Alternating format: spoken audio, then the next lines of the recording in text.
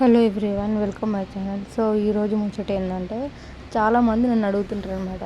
మీ పాప hair style బాగుంటుంది అని బయట అడుగుతుంటారు.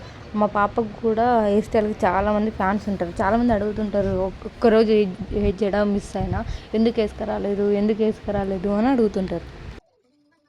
హెయిర్ స్టైల్ వేసుకోవడానికి పాపకి ఇంత ఓపిక ఎట్లా ఉంటుంది, ఇంత స్టెప్స్ వేసి వేయడానికి మీకు ఎట్లా టైం ఉంటుంది అని చాలామంది అడుగుతారు అన్నమాట.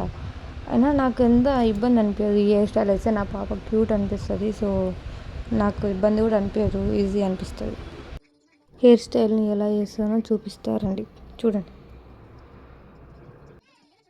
ఈ హెయిర్ స్టైల్ చిన్న బేబీస్కి, స్కూల్కి వెళ్ళే వాళ్ళకి, చిన్న ఫంక్షన్స్ వెళ్ళే వాళ్ళకి చాలా క్యూట్గా బాగా అనిపిస్తుంది. ఒకసారి మీరు కూడా ట్రై చేయండి, చాలా క్యూట్గా ఉంటుంది, బాగా అనిపిస్తుంది. లుకింగ్ పరంగా బాగుంటుంది. మా పాప అయితే ఈ జుట్టు వేసుకోవడానికి అయితే నన్నైతే చాలా తిప్పలు పెడుతుంది. అక్కడిక్కడ మసులుతుంది, జుట్టు వీకేస్తుంది. ఫోన్ ముందర పెట్టి ఆమెని మంచిగా సంలాయించి మంచిగా వేస్తూనే వేయించుకుంటుంది. లేకపోతే మొత్తం పీకేస్తుంది, అసలు ఉంచుకోదు. హెయిర్ స్టైల్ తీసేస్తుంది ఎమ్మటే.